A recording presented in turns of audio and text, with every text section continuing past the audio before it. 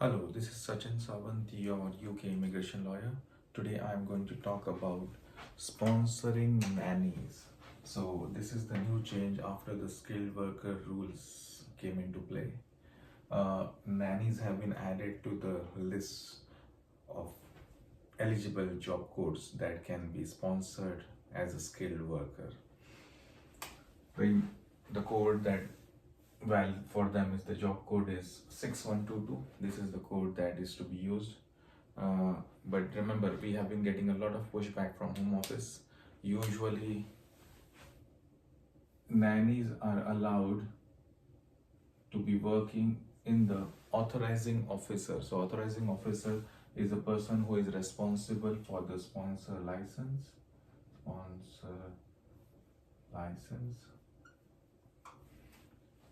and it should be of a limited company. Sole traders having sponsor license cannot sponsor nannies. That's what has been confirmed by home office. So since this code was added in, individuals have tried, even lawyers have tried, we have also tried, and finally this is the crux of the matter. Your company needs to be a limited company. The nanny should ideally be working for the authorizing officer. Also, you cannot just set up a company to hire a nanny. That is very important. So that limited company, this has not been tested, but this definitely, that is not the intention. They don't want individuals to just set up companies, get a license, and then apply for a nanny's visa and get a nanny for their household. The intention that seems from home office that they have clarified on various occasions is that if there is a company and the company is a normal trading, active and trading company, which means the way to prove it would be if the company has maybe other employees. So other employees, this is one. Secondly, much better if the company already has sponsored others, so other job codes, not just nannies. So for their own company, if they've already sponsored, that may also help. So other migrants. So other migrants. So this will be the best case scenario if the company has a sponsor license and they have already sponsored other migrants in other job codes, and one of the job code they want to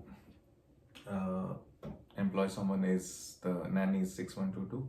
Then yes, that would be a perfect scenario where I think home office is considering to give the nanny a visa, and the expectation is the nanny should be working for the authorizing officer. So if you don't know who is an authorizing officer, you can look at our other videos, watch our other videos on sponsor licensing and all. You'll get an idea from there. So authorizing officer, summarily, he or she is the person who is a responsible person in the company, usually a CXO officer, CEO, COO, something like that, or any HR manager or any other manager, anyone who is a responsible person, head of a specific department, etc., who is responsible for the sponsor license to the home office. So they are responsible if any breaches happen to the home office.